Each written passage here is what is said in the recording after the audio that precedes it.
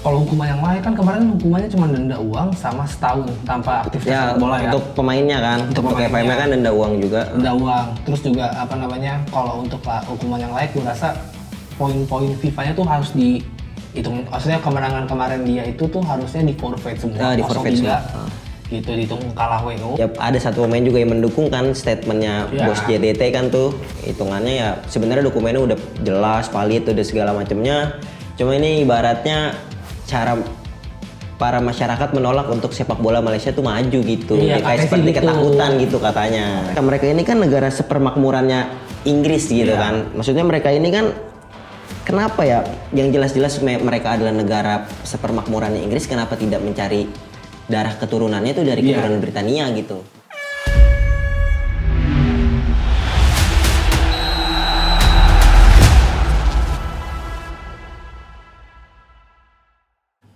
Assalamualaikum, kembali lagi bersama kami Perspektif Football Indonesia. Waduh. Dimas gimana kabarnya Dim? Baik ya Dim? Alhamdulillah baik. Alhamdulillah baik. Kali ini Lo gimana dengar Oh, kemarin gua baik minggu kemarin juga. baru absen, sekarang Raffi absen. minggu kemarin sih sakitnya September esnya sakit tuh. Enggak, emang kemarin gak bisa berhalangan diri. Minggu ini Rafki gantian Iya, gitu. soalnya Raffi kalah kan soal Chelsea-nya ya. Iya, Chelsea-nya kalah, Persija kalah. Banyak Terus kemarin, menang kan kalau minggu Benfica. kemarin banyak bola-bola Iya. mengejutkan soalnya kan.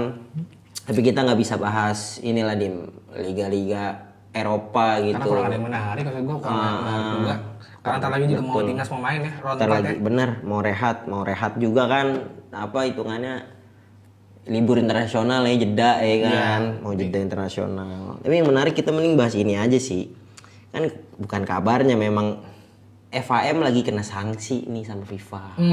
Ya kan, 7 pemain naturalisasi mereka ini kan yang notabene pemain yang berasal dari Amerika Latin. Iya. Ini kan JDT juga jadi kena imbas kan dari sanksi FIFA ini kan. Ini kira-kira nih ya, hukuman yang layak tuh buat mereka tuh apa sih Dim? Gua sih kalau untuk DDT ini, untuk siapa namanya, FIM. Ya FAM-nya. Karena kan ini nyangkut kepada kader pemainnya satu, terus kedua juga JDT kemarin sore itu 2 hari lalu ya, 2 hari lalu tuh kena ini ya, 3 pemainnya 3 tuh pemainnya. dilarang oleh Liga Malaysia, terus juga kemarin nggak main di ACL Elite lawan Matinta Selvia 0-0 kemarin. JDT tanpa 3 pemain naturalisasi mereka karena masih di ban. Dan kalau untuk apa namanya impact atau imbasnya pasti ke klub satu, terus kedua ke karir pemainnya, karena Facundo Garces kemarin skip ya lawan Mallorca gitu, nggak masuk di apa namanya, karena mungkin nggak masuk PSP-nya karena mungkin gini dong ya, kalau misalkan dia main lawan Mallorca pasti Alaves, takutnya ketika Alaves menang sanksi ini berjalan, iya. takutnya di Alaves yang rugi. Jadi Alaves-nya yang rugi betul. Gitu, Jadi merugikan. Jadi lebih baik kayaknya Garces Istirahatkan dulu gitu ya. dicoret dari squad gitu. Akhirnya kemarin JDT, terus juga apa namanya, kalau untuk hukuman yang lain sih sebenarnya banyak ya. Kalau gue sih mikir gini dong, kalau hukuman yang lain kan kemarin hukumannya cuma denda uang sama setahun tanpa aktivitas Ya sepak bola ya. untuk pemainnya kan, Untuk untuk pemainnya. FAM-nya kan denda uang juga. Denda uang. Terus juga apa namanya, kalau untuk hukuman yang lain gue rasa poin-poin FIFA-nya tuh harus dihitung. Maksudnya kemenangan kemarin dia itu tuh harusnya di forfeit semua, Di forfeit 0-3 semua. gitu, dihitung kalah WO gitu. Terus juga yang karena melibatkan 7 pemain naturalisasi ini kan, gitu. Terus juga pengurangan poin FIFA karena kan ketika dia menang kan poin FIFA atau bertambah gitu.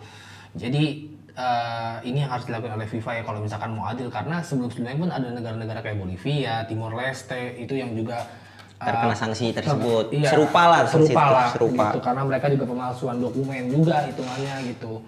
Dan ini kan fatal banget ya pemalsuan dokumen. Yang gue bingung tuh adalah FIFA kenapa seringan ini gitu untuk kasus pemalsuan dokumen 7 pemain loh. Maksud gue ini bukan pemainnya sedikit, Bolivia aja tuh kena itu forfeit semua pertandingannya gitu. Dan ini 7 pemain ini gue rasa masih, ini keputusan ini ya minggu ini keputusannya. FIFA kan dikasih waktu 10 hari buat banding gitu. Jadi ya kita lihat aja keputusan dari FIFA gimana. Tapi kalau misalkan untuk gua jelas FIM atau FAM ini harusnya hukuman pemain ini mungkin setahun, disanksi 12 bulan tapi nggak boleh bela Malaysia lagi kalau emang terbukti ini ya. Oh Terbukti iya, pemalsuan jadi dokumen, sama aja bohong dong kalau betul. misalkan dia ujung-ujungnya bisa main buat Malaysia lagi setelah tahu nih, sama aja bohong gitu. Buat apa lu kemarin ngasih denda atau ngasih sanksi? Ya, nggak jerak juga kan? Nggak jerak juga Nggak jerak jadinya gitu. Jadi hukuman atau poin FIFA-nya dikurangin dan pertandingan-pertandingan dihitung kalah WO. Dan itu gue rasa worth it sih untuk misalkan Fair ya fair lah. jadinya. Kalau lu jadi FIFA apa yang bakal lu lakuin tuh? Kalau gue sih ya sama ya kan, maksudnya kan selain gue ngasih waktu 10 hari kan sama-sama pasti kan meng-cross check dokumennya kan. Iya. Dari kedua belah pihak nih, baik dari FIFA-nya sama FIM-nya kan apa meng-cross check ini filenya, dokumennya yang menurut FIFA ini adalah pemalsuan, dan FIM juga membuktikan bahwasannya ini Iya. bukan file yang palsu gitu kan. Tapi kalau dari sanksinya yang layak sih, ya gue setuju sama lo Dim.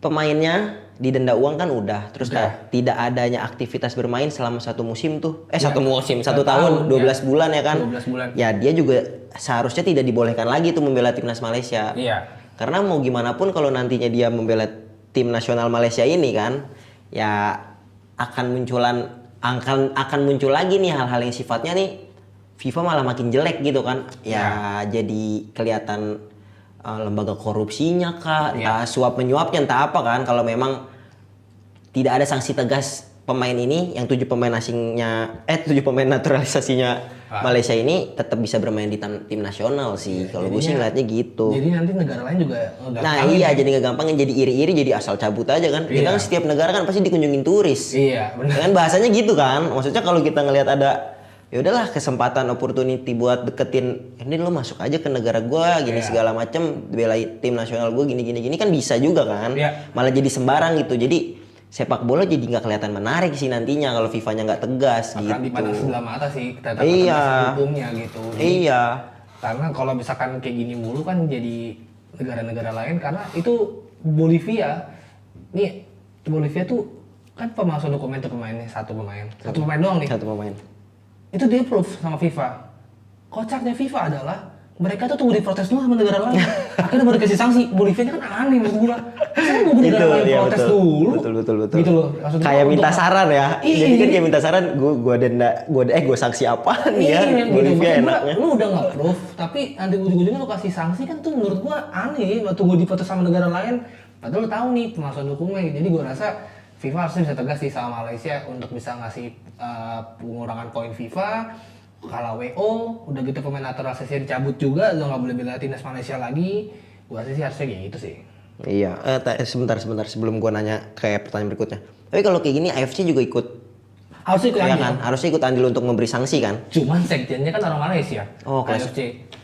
clash Nih, of interest kemarin gitu ya. orang Malaysia nuduh kita. Itu membingungkan sih. Itu aneh. Kenapa jadi Indonesia yang salah gitu Gini kan? loh, kalau misalkan emang lo punya garis keturunan dari Malaysia, pemain 7 pemain ini ya, tunjukin lah kayak kita nunjukin kayak Eleanor Reinders, Silvers, itu kita tunjukin semua tuh di dalam rapat DPR. Nih keturunan dari sini, silsilahnya dari sini, itu kan jelas semuanya gitu loh. Nah, Malaysia ini sangat tertutup, bukan masalah ini privacy keluarga atau gimana, cuman rakyat itu perlu tahu, gitu. Rakyat Malaysia itu perlu tahu keturunan pemain itu dari mana, garis keturunannya biar jelas gitu. Jangan maksud gua tiba-tiba ada pemain naturalisasi baru, iya itu hal yang lumrah sekarang naturalisasi. Cuman untuk publik Malaysia, gua rasa tuh harusnya di open gitu loh. Ini silsilah dari mana? Karena biar jelas. Kalau kita kan udah nggak ada rasa takut. Oh jelas, Silvers ibunya orang Indonesia gitu. Eleanor Reinders ibunya orang Indonesia. Jelas itu maksud gua. Kalau Malaysia kan dari tanda tanya, karena ya balik lagi kemarin Sultan Johor juga nuduh Indonesia ya. Itu aneh banget menurut gua. Sorry ya, maksudnya kita fokusnya round 4 gitu loh. Ngapain kita fokusin negara lain? Iya benar. Negara kita aja dulu beresin. Ngapain gue fokusin negara Malaysia yang 7 naturalisasi ini?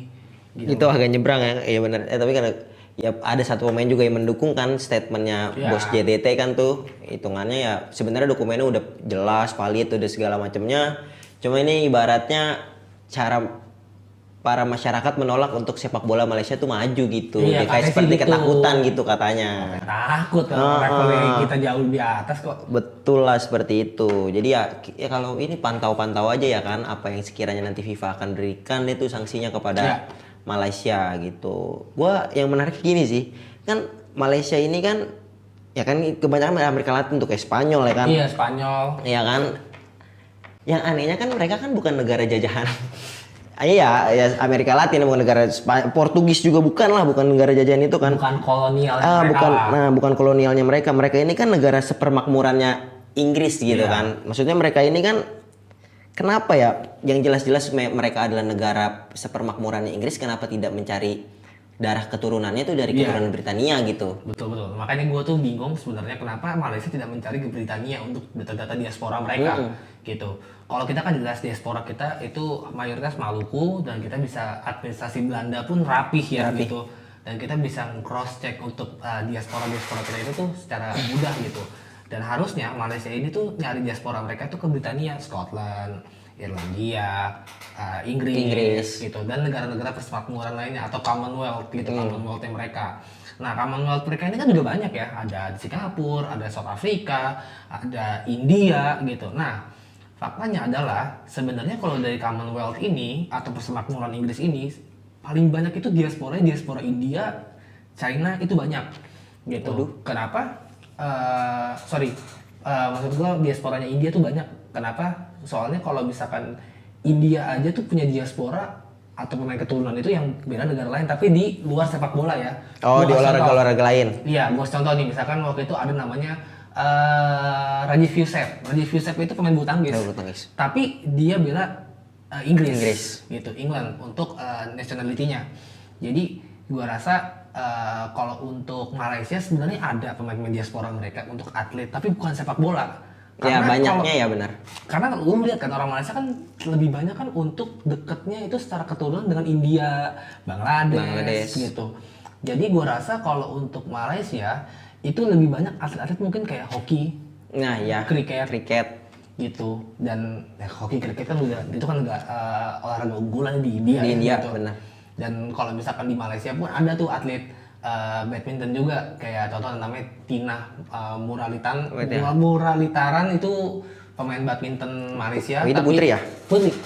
Itu duetnya sama Perlitan aja Perlitan. tuh tahu kan Iya, namanya udah keturunannya Chinese bukan Malaysia asli gitu loh. Jadi menurut gua diaspora Malaysia itu harusnya nyarinya tuh kayak misalkan lu ke India atau ke Bangladesh, tapi mungkin untuk sepak bola sedikit. Tapi kalau untuk atlet olahraga lain itu mungkin lebih banyak. Karena olahraga mereka itu kan unggulannya ya kriket, hoki. Inggris pun kriketnya maju gitu loh. Kalau mau nyari diaspora ya lu ke Inggris. Gua ambil contoh terakhir itu adalah Vietnam itu punya diaspora loh di Irlandia, namanya Brandon Lin. Itu kemarin dia udah dipanggil sama timnasnya Vietnam untuk kualifikasi Piala Asia. Itu mereka dari Irlandia, itu akademi Burnley dong. Itu akademi tiba-tiba ada orang Vietnam. Iya, ada orang Vietnam. Maksud gue Vietnam aja bisa tuh dia nyari diaspora mereka secara runut ya gitu. Dan gua rasa Malaysia juga harusnya bisa nyari diaspora mereka melalui jalur sepermakmuran gitu atau Commonwealth. Karena mereka juga ada ini dong, Olimpiade Commonwealth ya. Iya, Commonwealth Games itu 4 tahun Games sekali. Gitu tahun 2026 ntar ada lagi gitu. Jadi gua rasa harusnya Malaysia itu bisa ngambil ke Britania, bisa ke Skotlandia atau lo ke Irlandia atau lo ke Inggris. Banyak banget tuh padahal. Banyak banget tuh persemakmuran mereka gitu loh. Tuh jadi nikmatnya sebenarnya maksudnya ya mungkin bisa unggul atau bisa menarik pemain diaspora di bidang lain ya, bukan sepak bola. Bukan sepak bola. Ya kan, karena kan mau gimana pun juga di Inggrisnya sendiri pun ya bergengsi sepak bola gitu kan. Bahkan banyak dari tim besar pun juga sampai akademinya kan hitungannya kan ikut berpartisipasi penting lah dalam sepak bolanya gitu kan, dalam dunia sepak bola di Inggris gitu. Dan ya itu balik lagi kalau misalnya saya ikut dari diaspora mungkin bukan diaspora sepak bola. Iya. Diaspora atlet lain gitu. Betul. Kayak tadi aja misalnya India contoh ya, persemakmuran mereka dari India tuh. India aja persemakmurannya sama kayak Inggris, tapi di atlet itu badminton, kriket atau hoki. Kayak tadi aja gue ambil contoh misalnya Rajiv Youssef, dia yang belanya Inggris, tapi dia punya keturunan India. Ngomongin itu, legenda badmintonnya juga kayaknya keturunan Indonesia tuh ya, asal Jawa ya. Siapa sih namanya? Rashid Sidek. Iya. Enggak, dia Oh itu enggak ya? murni Malaysia. Oh murni Malaysia. Gue tuh kadang suka kepo-kepo gitu kan. Kayak namanya Melayu kan? Iya, namanya Melayu kan. Udah gitu kan tahu sendiri lah netizen kita sama netizen sana tuh suka gontok-gontokan. Gitu. Iya. Gua mikirnya kalau misalkan Malaysia ada atlet diaspora tapi bukan sepak bola. Dan terakhir sih menurut gua lu bisa cari ke Inggris sih gitu ke Inggris, karena Inggris kan banyak ya olahraganya gitu. Iya betul. Jadi bukan ngandalin sepak bolanya aja ya guys, Iya. gitu ya kan. Mungkin di sepak bola nggak ada, di olahraga lain pasti lebih unggul gitu. Iya, Karena kriket, hoki, jalur diasporanya ini kan, jalur diasporanya itu. Karena naturalisasinya mungkin gini ini. ya, ini terakhir tuh sebelum nanya pertanyaan selanjutnya atau kita keluar dari Malaysia. Mungkin kalau orang Malaysia beda sama kita yang dimana kita bisa jadi atlet sepak bola itu banyak, dan dibandingkan Malaysia yang rata-rata tuh orang tuh kayaknya cuma kuliah doang deh kalau misalkan keluar negeri Oh iya. gitu loh. Bukan sampai yang dia stay for good gitu loh. Kalau kita kan kuliah di luar negeri stay for good di negara, kebanyakan gitu ya, kebanyakan di negara-negara itu yang di tempat dia kuliah, entah Belanda, Inggris, Perancis kayak gitu. Oh iya benar. Berarti ada faktor sebenarnya kan kemakmuran negara di Malaysia berarti termasuk bagus juga gitu Iya. kan. Makanya dia nggak stay for good, tinggal di negara yang dia tuntut ilmunya. Ya itu mungkin poinnya di situ. Benar. Nah, kita masuk aja ini ya. Dari setelah ngomongin sedikit tentang Malaysia, kita balik aja ke negara kita sendiri nih kan. Karena udah mau menuju round 4 nih, udah masuk bulannya kan. Kita masuk 1 Oktober ya. Oh iya, jangan lupakan, don't stop talking about Kanjuruhan guys. Pas banget. Tepat 3 tahun 3 tahun yang lalu. Kanjuruhan, tragedi Kanjuruhan terjadi. Kita beri doa kepada para korban dan semoga keluarga mendapatkan keadilan sejelas-jelasnya. Dan sempat diangkat sama Guardian ya. The Iya, Guardian, betul. di mana 3 tahun lalu kita ada disaster in stadium, Kanjuruhan disaster, dan yang sekarang kita lagi fokus ke World Cup, tapi kita juga jangan lupain sejarah itu gitu. Iya betul. Jadi tetap ikuti keduanya gitu kan. Semoga kasusnya cepat terselesaikan dan semoga kita juga bisa masuk Piala Dunia nih. Amin. Masuk aja langsung ke topik ini kan, soal Piala Dunia atau menuju round 4 ini. Martin Paes sama Emil Audero kabarnya nih mendapatkan cedera ringan. Cuma Pak Sumarji selaku manajer tim nasional nih bilang aman-aman aja. Tadi gue mikir apakah ini waktunya untuk Nadeo nih atau untuk Hernando nunjukin kualitas kiper Liga 1 nih, atau mungkin kita tarik aja nih Sirus ya kan untuk main nih nanti. Dia lagi gacor juga. Lagi gacor-gacornya juga tuh. Menurut lu gimana Dim? Kalau misalkan gua mungkin untuk di round 4 ini serba salah sih. Mau mainin atau Adio atau Hernando untuk jam terbang di internasionalnya semakin menurun karena udah lama nggak main. Iya betul. Mau nyoba Sirus Margono kayaknya untuk coba-coba susah gitu. Tapi kalau untuk Pak Sumarji kemarin ngomong baik-baik aja, Martin Paes sama Emil Audero ya harusnya bisa turun nanti lawan Irak atau lawan Arab Saudi. Antara ini war doang, jebakan buat Irak atau Arab Saudi, karena ada sama Arab Saudi pun juga ada beberapa pemain yang absen gitu, kayak Arab Saudi kemarin Salim Al-Dasari juga cedera katanya kan gitu. Dan gue rasa harusnya bisa sih fit di pertandingan ini. Kalau dari gue sih itu aja. Kalau lu gimana nih? Gue sih ya berharapnya tetap antara Emil Audero atau Martin Paes ya kan. Cuma kalau memang pakai kualitas kiper Liga 1 ya gue nggak apa-apa sih pakai Nadeo. Untuk Borneo yang belum pernah kalah dan dia baru kegolan 3 gol sih. Iya, baru kegolan 3 gol. Iya kan, so far so good ya kan. Siapa tahu tren positifnya dia di klub bisa nular ke tim nasional gitu. 6 pertandingan. Tanpa kalah kan Borneo. Tanpa kalah. Di luar entah lini pertahanannya rapi atau apa kan, apalagi dia dapat di tim nasional yang lebih bagus lagi kapasitasnya. Jadi menurut gue sih ya worth to try, tapi ngeri juga, cuma ya tetap antara ya Emil atau itu kalau memang nggak betul. Jadi kalau gue mikirnya gitu sih, ada itu. Dan Hernando juga nggak buruk-buruk amat kan. Setelah berapa pertandingan ini juga baru kegolan 5 gitu. Gol 5 gol ya. Ya sedikit tadi ya kan, semoga nanti kipernya tetap yang kita inginkan ya kan, Emil Audero pastinya kan, dengan performa dia yang lagi bagus-bagusnya bersama klubnya kan. Gitu. Terus gue pengen ini sih Dim, dramanya Messi sih yang gak kelar-kelar Dim. Asli Dim. Ini gila, maksudnya kan dia terakhir sempet pengen ditonton sama ininya Udinese ya kan. Cuma dia gak dimainin nih. Itu aja sih. Iya kan. Ini maksud gue apa ya, kira-kira nih dari klub nih sama Messi atau sama agennya lah, ada nggak ya bakal nemuin win-win solutionnya tuh untuk mereka tuh? Mungkin terakhir sih tadi gue baca Messi udah main di laga tertutup 5-1 menang lawan Telstar. Terus juga katanya sih agennya mau ada pembicaraan dengan Dirteknya yang larang dia main. Dan anehnya gini dong, ini gue dikit aja deh buat Messi karena lagi ongoing juga kasusnya gitu. Lu aneh gak sih ketika lu mau jual barang tapi barangnya diumpetin? Ada orang yang mau lihat dan mau nawar barang itu. Iya. Messi ini mau dijual, tapi ketika ada orang Indonesia yang pengen nonton, ya gimana Messi bisa nunjukin gitu, maksudnya gimana Messi bisa mau nunjukin kapasitas top perform dia bener gitu loh. Kalau lu mau dijual tapi nggak dimainin, itu kan aneh gitu loh. Ini buat apa lu pasang transfer list gitu loh kalau ujung-ujung nggak lu mainin. Ya kalau kata Indonesia, masa gue beli kucing dalam karung? Nah, Kan maksudnya gitu. Ya Indonesia pun nggak mau kayak gitu kan pasti gitu. Karena Dia kan mau Indonesia juga pasti. ngikutin tracknya Messilgers lagi ada badai cedera kemarin, Betul, gitu-gitu pasti diikutin kan. Jadi nggak bisa ketika gue ngeluarin uang segini misalnya nggak worth it lah Iya. untuk klub gue gitu ya Makanya kan. itu sih salahnya mungkin dari Twente adalah nggak ngasih kesempatan Mas untuk main ketika Indonesia udah mau ngeliat sih. Dari gue sih itu aja. Tapi nantinya kalau misalkan tidak menemukan winning solution untuk keduanya, Messilgers misal gak pasti free agent dong. Bisa Kalau gitu. bisa tambah klub nanti. Iya kan, bisa nambah, gratis. iya kan, bisa gratis kan, malah nggak gratis. nguntungin dong ya buat Iya, Twente. jadi ya itu. Ya pisau bermata dua berarti ini untuk Iya. Twente.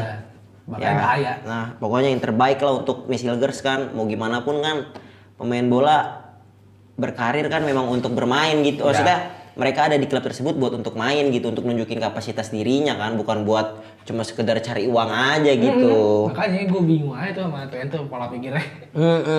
Jadi ya yang terbaik lah untuk Messilgers dan ya yang lain-lain sedang ada perseteruan baik itu individu atau kelompok ya kan di klub, semoga pada aman-aman aja sih.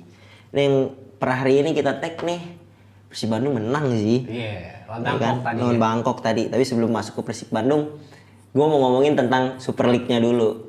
Ya kan, Super League-nya nih. Yang benar-benar super. Ini benar-benar super sekarang. Ini kan, waduh, kayak tadi ngomongin soal kekalahan ya kan. Di pertama-tama udah lu sebutin nih. Persija mengalami 2 laga beruntun kalah. Lagi tandang ke Makassar sama kemarin terakhir tandang ke Borneo. Ya. Itu juga mengejutkan loh. Yang pertama tidak bisa golin dan yang kedua 3-1 selisih 2 gol loh duanya ya kan. Terus masih ada PSIM yang stay in on track nih. Mereka wah ini gokil sih PSIM untuk tim promosi yang naik ke liga, nunjukin banget sih kalau mereka nih Malu tahun lalu. kayak malu tahun lalu, betul banget ya kan. Terus ini Persib Bandung kan yang walaupun tadi menang nih di Asia, cuma di liga dia masih inkonsisten nih, masih angin-anginan nih, entah apa yang Bojan Hodak pikirkan ya kan, cara mengantisipasi pertandingan yang panjang ya kan di liga, entah apa kan setidaknya chemistry-nya belum ketemu nih Dim. Ya. Nih, terakhir Borneo yang belum terkalahkan 6 laga.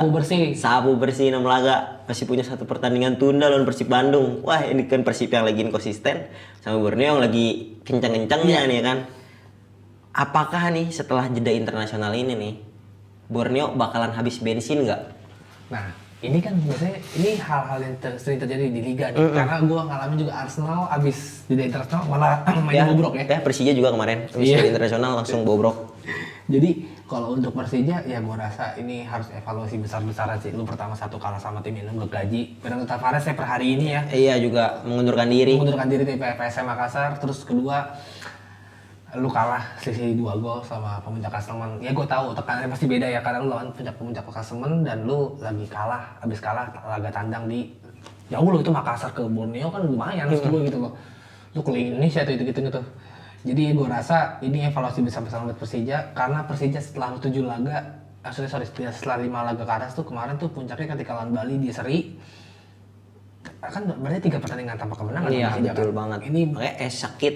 Iya, September jadi sakit. Gue rasa harus ada evaluasi besar-besaran dari manajemen Persija atau tim kepelatihan karena ini akan mempengaruhi nantinya masalah poin karena kan jauh banget gitu. Jadi itu kalau misalkan PSIM kemarin gue ngelihat Van Gastel ya 3 pertandingan, 7 pertandingan PSIM itu 3 menang 3 seri 1 kalah ya buat tim promosi udah oke dong. Gue gak muluk-muluk sebagai fans PSIM mah gue gak muluk-muluk pengen juara lah. Gue yang penting bisa main di Asia, kalau gak main di seenggaknya bisa bertahan dulu di Liga 2 kalau gue. Liga 1 dong. Liga 1 baru Liga 2 sih jadi. Liga sih lagi dong ya tim gue. Iya maksud gue nggak muluk-muluk yang kayak gue harus juara, gue harus main apa, enggak sih. Kalau emang rezekinya main di Asia dulu. Nanti kalau misalkan emang rezekinya bisa nih gitu main di Asia gitu atau mungkin juara itu urusan ntar deh. Yang penting kalau sekarang sih gue paruh musim sih yang penting lo konsisten dulu sih dengan performa sekarang. Cuma kalau untuk Persib yang inkonsisten di liga ya mungkin dia mau fokus di ACL tuh Bisa jadi begitu. Karena kemarin kalau Persita bisa menang lawan Bangkok kan maksud gue satu pertanyaan kan gitu loh. Dengan squad yang kurang lebih mirip atau nggak sama, beda sama kalau misalkan urusannya lu pakai lapis kedua di Liga 1, lu pakai lapis pertama nih utama di ACL tuh gitu. Tapi gue rasa kalau untuk Persib di inkonsisten di liga, ya coba aja lu ngeraih sejauh-jauhnya aja di ACL tuh.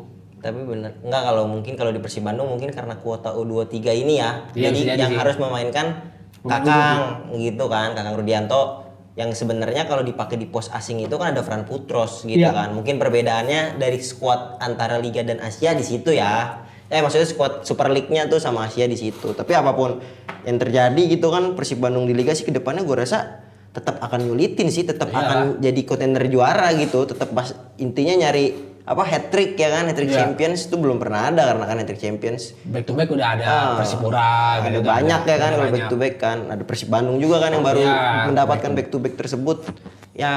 Seenggaknya season season ini ya, Iya. season ini tuh Super League sih gokil sih, banyak banget ngejutinnya sih, gokil.